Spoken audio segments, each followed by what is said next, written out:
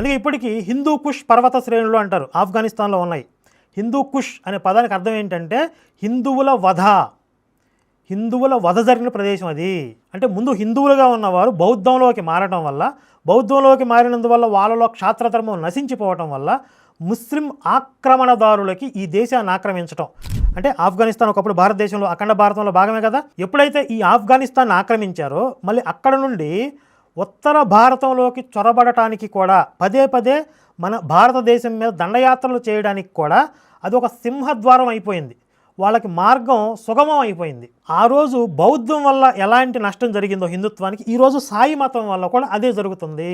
అంటే హిందువుల్ని ఆధ్యాత్మికంగా సోమరిపోతులుగా మార్చడానికి, ఆధ్యాత్మికంగా వాళ్ళల్లో ఉన్న క్షాత్ర ధర్మాన్ని తీసేయటానికి సాయి మతం ఉపయోగపడుతుంది వాళ్ళకి, పరమతస్తులకి.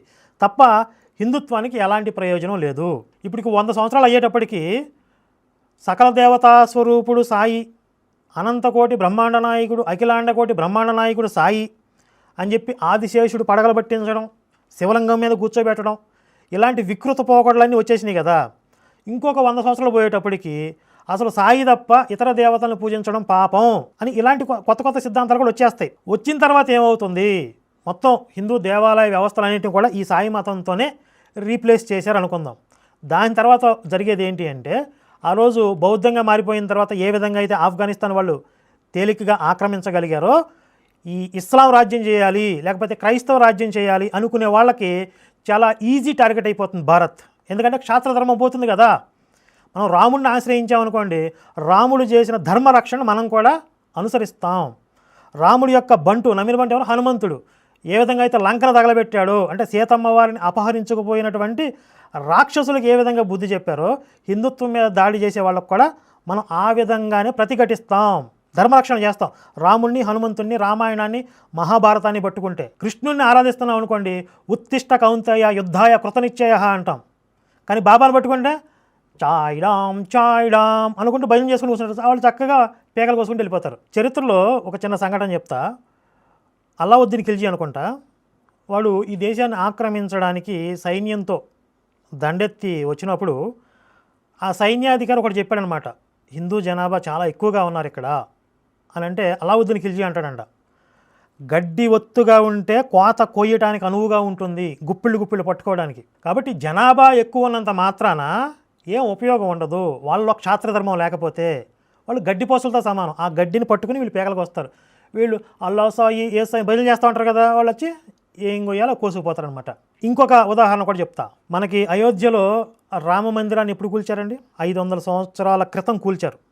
కానీ ఆ రాముడి కోసం యావత్ భారత జాతి పోరాటం చేసి 500 సంవత్సరాల తర్వాత అయినా సరే, ఇక్కడ పూర్వం రామాలయం ఉంది, రాముణ్ణి ఆరాధించిన ప్రదేశం, ఆయన జన్మ ప్రదేశం ఇదే అని చెప్పి మొత్తం జాతి అంతా కూడా ఏకతాటి మీదకి వచ్చి ప్రతిఘటించి పోరాటం చేసి రామ మందిరాన్ని సాధించుకోగలిగాం. అదే మీకు మొత్తం సాయిబు మందిరాలే నిండిపోయాయి అనుకోండి, కొంతకాలం తర్వాత వీళ్ళు వస్తారు, హెవర్రాబాయ్ మీకు మాకు సాయిబుకి ఏమిట్రా సంబంధం, ఇతను మా ముస్లిం మతానికి చెందినవాడు, ఇది మా మసీద్, ఇది మాది దర్గా అంటారు వాళ్ళు. మీరు బొచ్చు కూడా బేకలేరు వాళ్ళు.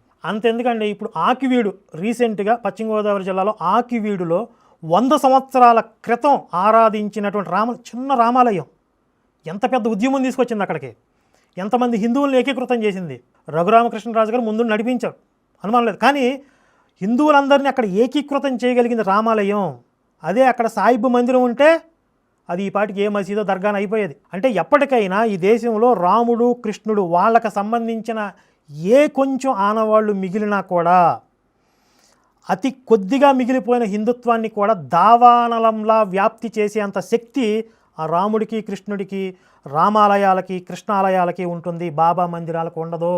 ఈ పాషాణ మతస్థులు కూడా వాళ్ళ కోపం, కక్ష అంతా కూడా రామాలయాల మీదో, శివాలయాల మీదో, కృష్ణుడి మీదో ఉంటుంది, సాయిబు మందిరాల మీద ఉండదు. ముఖ్యంగా ఇస్లాం మతోన్మాదులకి. ఎందుకంటే భవిష్యత్తులో అవే వాళ్ళకి దర్గాలుగా మారతాయి, అవే వాళ్ళకి మసీదులుగా మారతాయి అనే విషయం వాళ్ళకి తెలుసు. చాలా ఈజీగా వాళ్ళు ఇస్లాం రాజ్యం చేసిన తర్వాత అవన్నీ మసీదులుగా మార్చేస్తారు. కానీ రామాలయంకి సంబంధించి ఒక్క అవశేషం మిగిలినా అది ఒక నిప్పు కణికలా ప్రజ్వలిస్తుంది భవిష్యత్తులో. కనుక హిందువుల్ని రాముడి నుండి, కృష్ణుడి నుండి దూరం చేసి ఈ సెక్యులర్, ఎందుకు పనికిరాని, క్షాత్రధర్మం లేని, ప్రతిఘటించడం చేతగాని అన్ని మతాలు ఒక్కటే అని భ్రమించేటటువంటి ఒక మూర్ఖపు సిద్ధాంతంలోకి తీసుకుపోయేటటువంటి సాయిబ్బు మతం ఇది ప్రమాదం హిందుత్వానికి. ఆ రోజు బౌద్ధాన్ని శంకరాచార్యుల వారు ఖండించి ఉండకపోతే మొత్తం భారతదేశం అంతా కూడా ఆఫ్ఘనిస్తాన్లో మారిపోయి ఉండేది. ఆ బౌద్ధాన్ని ఖండించి మళ్ళీ హిందూ జాతిని ఏకీకృతం చేసి క్షాత్ర ధర్మాన్ని పునరుద్ధరించారు కాబట్టే ఈ మాత్రం భారతదేశమైనా ఈ మాత్రం హిందుత్వమైనా మిగిలి ఉంది. ఇప్పుడు అదే ప్రయత్నం ఈ సాయిబ్బు మందిరాల రూపంలో, సాయిబ్బు మతం రూపంలో జరుగుతోంది. ఇప్పుడు కొంతమంది అంటారు సాయిబ్బును పూజించేది కూడా హిందువులే కదండి, ఎందుకులేండి వదిలేయండి అంటారు. వదిలేస్తే జరిగేది ఇది. ఒక 50 సంవత్సరాల వయసు పైబడిన వాళ్ళు మారరు. అంటే వాళ్ళకి సాయిబ్బుతో కొంతకాలం నుండి అంటే దీర్ఘకాలంగా కొంత అనుబంధం ఏర్పడటం, వాళ్ళు అలా భావించటం, వాళ్ళకి ఈ సోషల్ మీడియా రెవల్యూషన్ తెలియకపోవటం, ఈ వాస్తవాలు మనం చెప్తున్న వాస్తవాలు వాళ్ళకి రీచ్ అవ్వకపోవడం వల్ల వాళ్ళు యాక్సెప్ట్ చేయలేరు. మన టార్గెట్ వాళ్ళు కాదు, వాళ్ళని మార్చడం మన లక్ష్యం కాదు. ఆ జనరేషన్ అంతా కూడా వయసు అయిపోయి చచ్చిపోవటమే, వాళ్ళు మనం మార్చలేం. తర్వాత వచ్చే జనరేషన్ మీద ఈ సాయిబ్బు మతం ప్రభావం ఉండకూడదు. లేదంటే భవిష్యత్తులో వచ్చే ఎన్నో ప్రమాదాలను హిందూ జాతి ఎదుర్కోలేదు. ఈ సాయిబ్బు మతం బయట నుండి హిందుత్వాన్ని అటాక్ చేయదు, లోపల ఉండి నిద్రమత్తులో ఉంచేస్తుంది. చేతగాని దద్దం వల్ల మార్చేస్తుంది హిందుత్వాన్ని, హిందువుల్ని. అది ప్రమాదం. బయట నుంచి చేసే దాడుల కంటే కూడా ఇదే చాలా పెద్ద ప్రమాదం. ఇది ఆయన ముందే చెప్పాడు కదా, 3 కోటి దేవతలందరినీ పక్కకు దోసేసి, అందులో రాముడు ఉన్నాడు, కృష్ణుడు ఉన్నాడు, శివుడు ఉన్నాడు, అమ్మవారు ఉన్నారు, గణపతి ఉన్నాడు, వీళ్ళందరినీ పక్కకు దోసేసి ఒక్క సాయిబుని పెట్టి మీరు పూజించాల్సిన అవసరం ఏంటి? మీరు సాధించేదేంటి? శివుడు సకల శుభాలను ప్రసాదించేవాడు. శివుడు కన్నా దయాళువా? అసలు మన కర్మ కాకపోతే వాళ్ళతో ఏంటండి కంపారిజన్ ఏంటండి? ఈ సాయిబు ఆ సత్చరిత్ర చదివితే ఎంత ద్వేషం ఉందో రాముడంటే, అన్ని అవలక్షణాలు. అసలు ఒక మనిషిగా కూడా గౌరవింపదగిన వాడు కాదు. ఆయన్ని తీసుకొచ్చి మీరేం చేస్తున్నారు? సకల దేవతా స్వరూపాలని పక్కకు తోసేసి హిందుత్వాన్ని సర్వభ్రష్టత్వం చేయడానికి, మీ మార్కెటింగ్ పెంచుకోవడానికి. ఏంటి చివరికి వీళ్ళు సాధించేది ఏంటంటే 10 వేస్తే 100 వస్తాయి అని చెప్పి జనాలకి ఎరేసి ఆ కానుకలు తీసుకోవటం. ఇది వీళ్ళ లక్ష్యం. ఈరోజు సాయిబ్బు మతం గురించి మనం మాట్లాడుతుంటే ఎక్కువ రియాక్ట్ అయ్యేది, బాధపడేది ఎక్కువ శాతం మంది ఎవరు? సాయిబ్బు మందిరాలు నిర్వహించేవాళ్లే. ఈ సాయిబ్బు మందిరాలు నిర్వాహకులు ఏ రోజు కూడా రామతీర్థంలో రాముడి విగ్రహాన్ని శిరస్సు ఖండించారు అంటే మాట్లాడరు. అయోధ్య రామాలయ నిర్మాణం గురించి మాట్లాడరు. మత మార్పిళ్ళ గురించి మాట్లాడరు. ఈ ముస్లిం మతోన్మాదులు హిందువుల మీద దాడులు చేస్తుంటే మాట్లాడరు. ఎప్పుడు మాట్లాడతారంట వీళ్ళు? సాయి సచ్చరిత్రలో ఉన్నటువంటి వాస్తవాలను మనం బయటకు చెప్తుంటే మీరెందుకు అవైదికంగా ప్రవర్తిస్తున్నారు? ఆదిశేషుడికి సాయికి ఏంటి సంబంధం? రాముడికి సాయికి ఏంటి సంబంధం? కృష్ణుడికి సాయికి ఏంటి సంబంధం అని మనం ప్రశ్నిస్తుంటే ఈ సాయిబు మందిరాల వాళ్ళు మాట్లాడతారంట. రాముడి పేరు వాడుకుంటారంట, సాయి రామ్ అంటారంట. కానీ రాముడికి అన్యాయం జరిగితే వీళ్ళు మాట్లాడరు. సాయి కృష్ణాన్ని పెట్టుకుంటారు, కానీ కృష్ణుడు మందిరం గురించి వీళ్ళు మాట్లాడరు, పోట్లాడరు. అసలు సింగిల్ పాయింట్ అండి, ఒక్కటే కాన్సెప్టు. మన రాముడిని మనకి దూరం చేసేవాడు ఎవడైనా సరే వాడు మనకు శత్రువే. రాముడు నీకు అవసరం లేదు అంటే చెంపలు పగలగొట్టడం అండి. మన రాముడిని మనకు దూరం చేసేది ఎవడైనా దుష్టశక్తి. అది చెప్పే కదా నేను, కలిపురుషుడి స్ట్రాటజీ అని చెప్పి. డైరెక్ట్గా హిందుత్వం నుండి బయటికి తీసుకుపోవడం సాధ్యం కావట్లేదు కాబట్టి హిందుత్వంలోనే ఉన్నామనే భ్రమింపజేసి రాముడికి కృష్ణుడికి రామాయణ మహాభారతాలకి దూరం చేస్తే వీళ్ళకి ధర్మంతో ఉన్నటువంటి బంధం తెగిపోతుంది, వీక్ అయిపోతారు. ఇప్పుడు సాయిబు కోరికలు తీరుస్తున్నాడు 10 ఇస్తే 100 ఇస్తున్నాడు అని చెప్పి అక్కడ పోతారు. కొన్నాళ్ళ తర్వాత అనుకున్న ఏమీ నెరవేరట్లేదండి, కోరికలు తీరట్లేదు, అబ్బాయి ఈ మనిగిరాడు ఈయనకంటే అదిగో యేసు బాగా కోరికలు తీరుస్తున్నాడంట, అక్కడ సాక్ష్యాలు ఎక్కువ అని అక్కడ పోతారు. అంటే సాయిబు మతంలో ఉన్నవాళ్ళు ఈ జనరేషన్ కాకపోయినా నెక్స్ట్ జనరేషన్లో ఎప్పుడైనా సరే వాళ్ళు మతం మారిపోయేవాళ్ళే. ఒకవేళ వాళ్ళు ఇప్పుడు మతం మారకుండా సాయిబు మతంలో ఉన్నా కూడా హిందుత్వానికి ఏ విధంగా వాళ్ళ వల్ల ప్రయోజనం ఉండదు.